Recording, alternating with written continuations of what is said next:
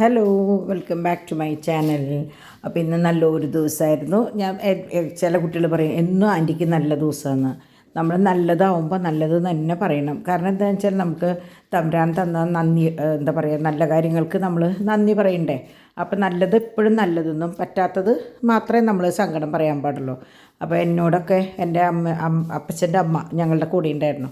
അപ്പം അമ്മ എപ്പോഴും പറയും നമ്മൾ നല്ലത് എപ്പോഴും സങ്കടപ്പെട്ട് ചോദിക്കുക മാത്രമല്ല ചെയ്യുക. ചിലരുണ്ട് എന്ത് കിട്ടിയാലും പോരാന്ന്. അങ്ങനെയല്ല, നമ്മളെന്ത് ചെറിയൊരു കാര്യം കിട്ടിയാലും അത് കിട്ടിയെന്ന് പറഞ്ഞ് നന്ദി പറയണമെന്ന് പറയും.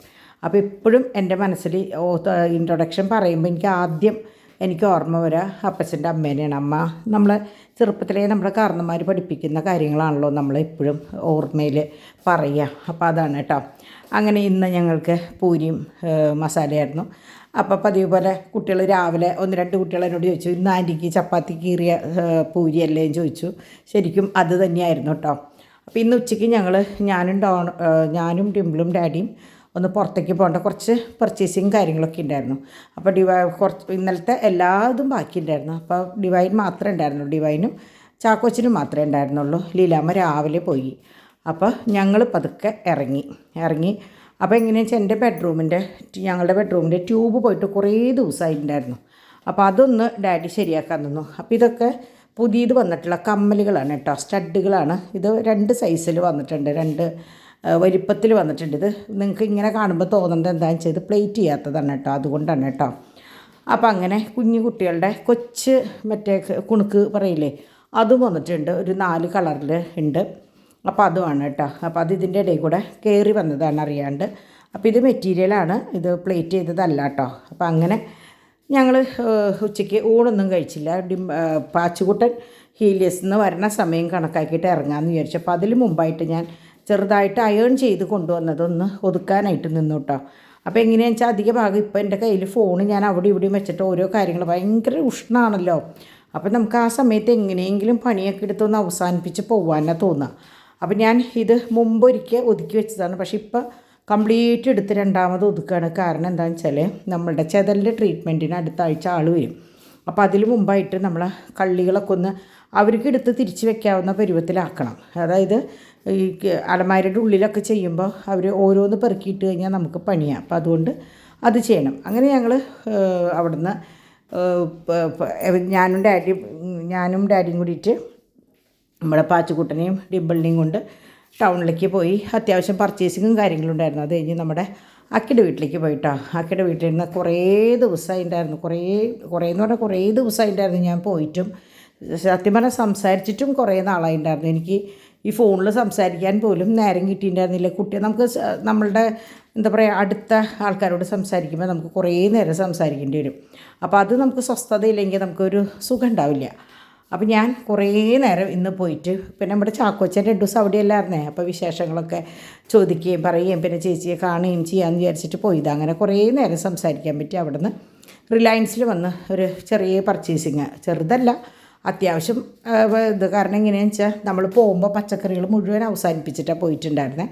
പിന്നെ ഇപ്പോൾ നോയമ്പായ കാരണം പയറ്, കടല, പരിപ്പ്, മുതിര അങ്ങനെയുള്ള സാധനങ്ങൾക്കാണ് കൂടുതലായിട്ട് ചിലവ്. അപ്പോൾ അവിടെ നിന്ന് ഞങ്ങൾ അങ്ങനെ തന്നെ നമ്മുടെ ബിസ്മിയിൽ ഇറങ്ങി. അവിടെ നിന്ന് പിന്നെ വരുമ്പോൾ വേറെ എവിടെയും കയറിയില്ല. ഞാൻ ശരിക്കും വാസന്തിയുടെ വീട്ടിൽ കയറണം എന്നൊക്കെ വിചാരിച്ചതാണ്. പിന്നെ ഞാൻ വിചാരിച്ചു വേണ്ട, കുറേ ലേറ്റായി. അപ്പോൾ പിന്നെ ഞങ്ങൾ നേരെ ഇങ്ങോട്ട് വീട്ടിലേക്ക് പോരുക ചെയ്തത്. അപ്പോൾ ഒരു മണിക്ക് ബിസ്മിയിൽ ഇറങ്ങി കേട്ടോ. കാരണം സമയം 9 മണി കഴിഞ്ഞിട്ടുണ്ടായിരുന്നു. അപ്പോൾ ഡോണാന്ന് വെച്ചാൽ എറണാകുളത്തേക്ക് പോയേക്കായിരുന്നു. അപ്പോൾ വീട്ടിൽ തോമും ഡിവൈനും കൊച്ചും മാത്രമേ ഉണ്ടായിരുന്നുള്ളൂ. അപ്പോൾ ഇന്നാന്ന് വെച്ചാൽ ഞങ്ങൾ പുറത്തായ കാരണം തോമുവിനെ ബബിൾസുകാർ കൊണ്ടുവന്നാക്കുക ചെയ്തേ കേട്ടോ. അപ്പോൾ അങ്ങനെയുള്ളൊരു സൗകര്യം കൂടിയുള്ള കാരണം ഭയങ്കര സമാധാനമാണ്. അപ്പോൾ നമ്മൾ റിലയൻസിൽ നിന്ന് കൊണ്ടുവന്ന സാധനങ്ങൾ 9:30 ആയി ഓൾറെഡി. അപ്പോൾ ഞാൻ ഒക്കെ കൊണ്ടുവന്ന് വെച്ചപ്പോൾ ഓരോ ഭാഗങ്ങൾ ഡാഡിയും കൂടി എനിക്ക് ഒതുക്കാനായിട്ട് സഹായിച്ചു കേട്ടോ. കാരണം എങ്ങനെയാണെന്ന് വെച്ചാൽ പുറത്ത് പോയി വന്നപ്പോൾ ഡിംപിളിനും പോലെ ചൂടല്ലായിരുന്നേ. അപ്പോൾ വന്ന വഴിക്ക് പാച്ചുവിനെ കുളിപ്പിക്കാനും കാര്യങ്ങളൊക്കെ ആയിട്ട് ഡിംപിളും നീങ്ങി. പിന്നെ ഡിവൈനും കുട്ടികളും അങ്ങോട്ട് മാറി. അപ്പോൾ ഞാൻ പറഞ്ഞു ഞാൻ വേഗം ചെയ്യാമെന്ന് പറഞ്ഞിട്ട് ഞാൻ ഇത് നമ്മുടെ നൂഡിൽസും എല്ലാതും കുറേശ്ശെ വാങ്ങിച്ചിട്ടുണ്ടായിരുന്നുള്ളൂ കേട്ടോ. കാരണം ഈ ചൂടായ കാരണം എല്ലാതും പെട്ടെന്ന് കേടാവുകയും വാടുകയൊക്കെ ചെയ്യണ്ട. അപ്പോൾ ഞാൻ പച്ചക്കറി എന്ന് പറയാനായിട്ട് കാര്യമായിട്ടൊന്നും വാങ്ങിച്ചിട്ടുണ്ടായിരുന്നില്ല. അപ്പോൾ പഞ്ചസാര പതിയും പൊടി വാങ്ങിച്ചു, പിന്നെ ഷുഗർ ഫ്രീ, പിന്നെ കുട്ടികൾക്കുള്ള ചീസ്, ബ്രെഡ്, പിന്നെ മുളക്, മഞ്ഞൾപ്പൊടി, മല്ലിപ്പൊടി, അങ്ങനെ പയറ് വർഗ്ഗങ്ങൾ, അങ്ങനെയുള്ള സാധനങ്ങളൊക്കെ. അപ്പോൾ ഞാനും ഡാഡിയും കൂടി നിന്നിട്ട് അത് പൊട്ടിച്ച് അതാത് ബോക്സുകളിലേക്ക് പെട്ടെന്ന് ആക്കിയിട്ടോ. ഇപ്പോൾ റിലയൻസിൽ എങ്ങനെയാണെന്ന് വെച്ചാൽ ഫ്രൂട്ട്സ് ഇങ്ങനെ ബോക്സുകളിലാക്കിയിട്ടും തണ്ണിമത്തങ്ങ മുറിച്ചിട്ടൊക്കെ നോമ്പ് കാലമല്ലേ, അപ്പോൾ എല്ലാവർക്കും വാങ്ങിക്കാൻ എളുപ്പത്തിന് മുഴുവനോടെ അല്ലാണ്ട് തന്നെ ഉണ്ട് കേട്ടോ. അപ്പോൾ അങ്ങനെ അതൊക്കെ ഞങ്ങൾ ഓരോ ഭാഗങ്ങളാക്കി. അപ്പോൾ ചെതലിൻ്റെ ട്രീറ്റ്മെൻറ്റ് എന്ന് പറയുമ്പോൾ കുറേ പേരുടെ വിചാരം എന്തിനാണെന്ന്. അപ്പോൾ നിങ്ങളുടെ അറിവിലേക്ക് ഞാൻ പറയുന്നത് കേട്ടോ. ഇതൊക്കെ നമ്മളുടെ എങ്ങനെയാണെന്ന് വെച്ചാൽ ഇതിൻ്റെ മുകളിലുള്ള സ്വിച്ചിൻ്റെ പോയിൻ്റാണ്. ഇത് അലമാരിയുടെ അടിഭാഗമാണ്. അപ്പോൾ നമ്മൾ എല്ലാ ദിവസവും അടിച്ചു വാരി തുടച്ചാലും പിറ്റേ ദിവസം അതിനേക്കാൾ സ്പീഡിൽ ചെതൽ കയറും. ഇതിപ്പോൾ അലമാരിയുടെ സൈഡാണ്, കണ്ടോ. അപ്പോൾ എങ്ങനെയാണെന്ന് വെച്ചാൽ അവരുടെ ട്രീറ്റ്മെൻറ്റ് എന്ന് പറഞ്ഞാൽ ഇതിൽ എന്തോ ഒരു ഓട്ട തുളച്ചിട്ട് അതിലേക്ക് എന്തൊക്കെ ഇത് ചെയ്യൊക്കെ. അപ്പോൾ അത് വരുമ്പോൾ ഞാൻ കറക്റ്റ് കാണിച്ചു തരാം, എനിക്ക് പറഞ്ഞു തരാൻ അറിയില്ല.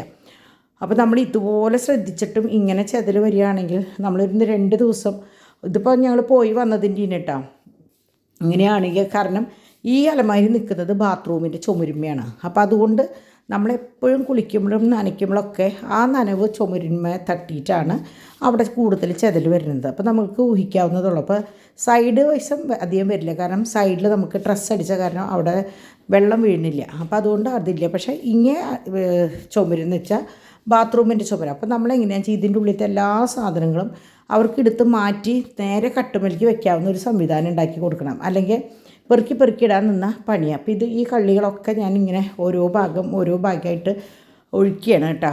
കാരണം ഭയങ്കര പണിയാണ്. പക്ഷേ നമ്മൾ ഭാവിയിലേക്കും കൂടി നോക്കണ്ടേ. നമ്മളെപ്പോഴും നോക്കുന്ന പോലെ നമ്മുടെ മക്കൾക്കത് നോക്കി നടത്താൻ പറ്റിയെന്ന് വരില്ല. അപ്പോൾ അങ്ങനെ അത് കുറച്ച് ഭാഗങ്ങളൊക്കെ ഒതുക്കിയതിന് ശേഷം ഞാൻ നമ്മളുടെ ബിസിനസ്സിൻ്റെ കാര്യത്തിനായിട്ട് ഇരുന്നു കേട്ടോ.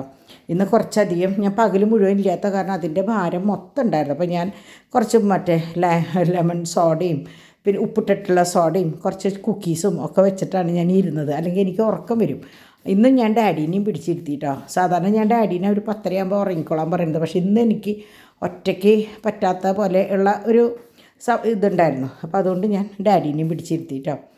അപ്പോൾ അങ്ങനെ പിള്ളേർസിനൊക്കെ ഞാൻ കഴിഞ്ഞ വഴിക്ക് ഓടിച്ചു, പാച്ചുവിനെയും ഓച്ചുവിനെയും ഒക്കെ ഓടിച്ചു. ഡിവൈനും ഡോണും തോമും ഒക്കെ. തോമും ഇപ്പോഴും ഉറങ്ങിയിട്ടില്ല എന്ന് തോന്നുന്നുണ്ട്. അപ്പോൾ അങ്ങനെ എല്ലാം കഴിച്ച് ഞങ്ങൾക്ക് രാത്രി പൊറോട്ടയായിരുന്നു കേട്ടോ. പൊറോട്ടയും കറി ഞാൻ വാങ്ങിച്ചു കൊണ്ടുവന്നിട്ടുണ്ടായിരുന്നു അവിടെ നിന്ന് തന്നെ ഗോപിയും. കാരണം നിങ്ങൾക്കറിയാലോ ഞാൻ പുറത്തായിരുന്നു, ഡിവൈൻ്റെ കുട്ടികളെ ഇട്ടിട്ട് അങ്ങനെ ചെയ്യാൻ പറ്റില്ല. ഡിംപിൾ എൻ്റെ കൂടെ ഉണ്ടായിരുന്നു.